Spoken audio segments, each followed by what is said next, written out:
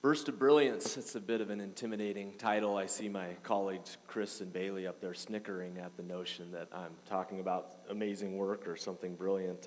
It's humbling, and even more humbling to be first of this esteemed group to go. As my title implies, I want to talk a little bit about how I've struggled with the direction of my work, being a faculty member, and I'm a teacher education faculty, so I'm a teacher educator or a community organizer. And as this title implies, it's been a struggle, but as the story evolves, I've really enjoyed that tension and found a place to live with it. I tell people that my professional life took a right off campus and into the community about 6 years ago when I conducted the dropout prevention research on behalf of Priority Spokane. And that's really been where my professional life has evolved, is out and in community. So I'm going to share my big idea and the problem and challenge that it's meant to address, and then the program that I'm working on with many others, and share some preliminary results and outcomes for my Bob Talk. So the idea that I'm working with through my Engaged Scholarship is to reconceptualize the work that we do to prepare teachers in the field in partnership with local schools and communities, such that rather than the schools, starting from the place where the schools serve as classrooms for the learning of my students, we see the students and our faculty as resources to provide additional supports to K-12 students, families, and schools. This shift changes our work from using the school as a learning laboratory, although we know and hope that that'll be the case, but it shifts it with hopes that what we're really doing is focusing on the resources that we bring to bear that provide meaningful and needed supports to children, youth, family, and schools. So the problem, or the challenge, I'm going to describe this through these competing hats metaphors that I've offered, this community organizer and teacher educator hat. The teacher educator hat, really, this is a quote that continues to move me as I think about teaching students to become teachers. I had a student of mine that was studying in Florence. I was privileged to teach at Gonzaga's Florence campus, and one of my students was working in an Italian school. And when she was reflecting on her work, she said this: "I love the work I'm doing. This is the most powerful experience I have had in my teacher preparation program because I bring needed knowledge and skills, my native English, to the classroom, and I'm actually being useful as opposed to teaching a lesson that my cooperating teacher could likely teach better." That quote continues to haunt me as I think about this work, and this concept has moved me to think differently about educating teachers. How do I, as a teacher educator, engage my students in doing meaningful work, both in service to their students and to their own learning? So through the community organizer hat, the problem or the challenge is really how poverty impedes success in schools. We look at recent graduation rates in Spokane Public School District. The overall adjusted four-year graduation rate is 84.5% for the total population, but for low-income designated kids, it's about 77%. And so there's a tougher road to hoe for that population. When I would speak about the dropout prevention research I did for Priority Spokane, I would talk about the reality that we have school-age children in schools for about 20% of their waking hours during their school-age years. If you take 180 school day out of the year, 6 hours, that's what it is. So I really have argued for this idea to find ways to provide additional supports to students, families, and schools by blowing out the school wall and blowing out the school day.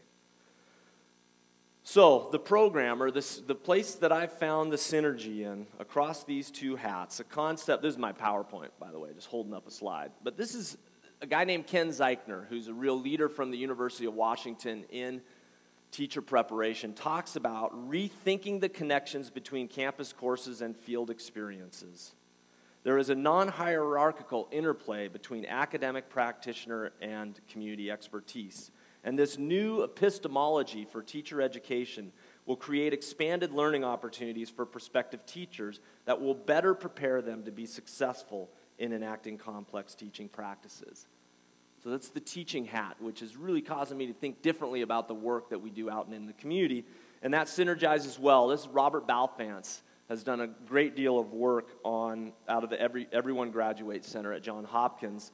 This is a great article on overcoming the poverty challenge to enable college and career readiness for all. And what he argues the solution is to amass the additional people needed to provide coordinated, consistent, direct, evidence-based supports. We have those people. Those people can be and are our students. So the program that I'm involved in is really trying to leverage university resources, students, staff, and faculty, to provide additional supports at local schools, both during and out of school, both on-site and out of site. The two programs that I'm most heavily involved in, and they both are grant-supported, which has its benefits and its challenges, but there's a program called the Collaborative Schools for Innovation and Success. Whitworth is a key partner, and my colleague Debbie Tolley in the back is one of my great colleagues and mentors in that program. And the other is called the Hilliard Youth Collaborative, which is situated at Shaw and middle schools. And another one of my colleagues and mentors, Bailey Wooten, leads that program. So some examples of the work that we're doing there. At Holmes Elementary with Whitworth, we have a co-teaching and a saturation model, which is we are sending high numbers of our MIT students into those schools. We've had as many as 12 at any given time, which is over half of the classrooms in that school. There's an extended learning program that this year has evolved such that nearly 150 students at home stay 3 days a week after school for 2 additional hours. Our math and literacy methods courses are actually happening in classrooms during the school day at Holmes Elementary. So for our students, it's real time. It's not practice. It's not rehearsal. It's really doing math and literacy intervention. Our colleague Lori Johnson from Whitworth is doing the literacy, and my colleague Kathy Nita is doing the math. The Hilliard Youth Collaborative up at Shaw and Gary Middle Schools partners communities and schools and the Boys and Girls Clubs with Gonzaga, the mentoring programs which Bailey directs, and the School of Education initiatives which I oversee. A colleague of mine, Ani Case, has been hosting 2 days a week with her English Language Learning Methods class, a program at Shaw called English Plus.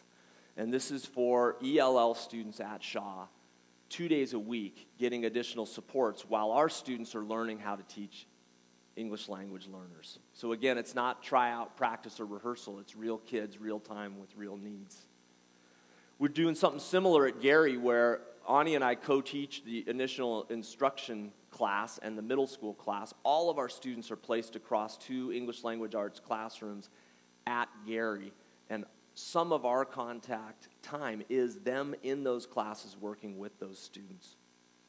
We also have been leading summer enrichment in literacy and STEM, and those have been led by our students, as well as after-school programming, dance enrichment, drama enrichment, and my favorite, book clubbing with the Zags. So these are some examples, some of the outcomes and results and words to the wise. This is a relationship business that you're in, that we're in, doing partnership work engaged in schools. These are both the hardest, the most important, and the best outcomes. But don't underestimate the amount of time that it takes to invest in the relationship in order to build the capacity for the partnership to do the work that you want to do. I feel like I'm just now at a place where I can begin to now investigate this work. And so this is where I wanted to pivot and just talk about the research. Now I'm going to begin, and I'm in a position to do it with my partners, to ask questions of the work.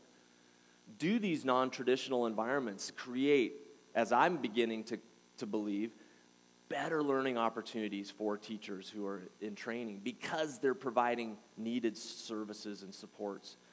Does the extension of the school day and the school year lead to improved social, emotional, and academic outcomes for K-12 age students? So I'm only able to really authentically ask those questions of my work now, which is the research side of this, because I have the relationships, the partnerships, and the programs built. Just a closing quote from one of my students. She said, "I'm currently doing my field experience," this is at Holmes, "with 6th graders who I have had the chance to get to know since the beginning of the school year, and I have had my cooperating teacher to lean on throughout the experience. Being the lead teacher in the ELO after school of 7th graders has been quite a different experience, challenging my classroom management skills, but it's also helped to give me my real teacher legs. Across all 3 of the school sites that we work with, we've seen improvements in attendance, behavior, and we hope to see that in academics. We've had student success stories, and we continue to be hopeful that this capacity that we've built in partnership across these multiple organizations will increase learning of my students who are becoming teachers and of those K-12 students with whom we work. Thank you.